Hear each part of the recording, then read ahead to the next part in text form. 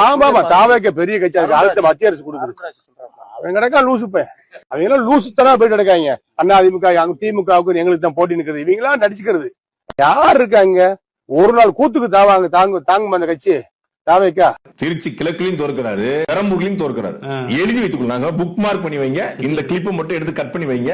2 தொகுதியும் தோற்கிறாரு. 234 தொகுதியிலும் விஜயனுடைய தாவேக்கா தோல்வி அடைகிறது. 2026 முதல்வர் ஆகிறார் விஜய். அது அவரே நம்ப மாட்டாரு. ஒரு முதலமைச்சராகவோ எதிர்கட்சி தலைவராகவோ வர்றதுக்கான வாய்ப்பு இல்லை.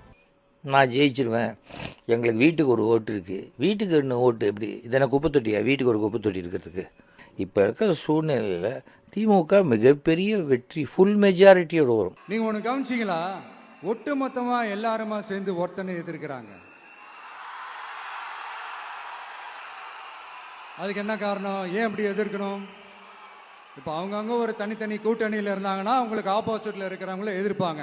ஆனா ஒட்டு மொத்தமா எல்லாருமா சேர்ந்து ஒருத்தனை எதிர்க்கிறாங்க. அதுக்கு என்ன காரணம்? ஒட்டு மொத்தமா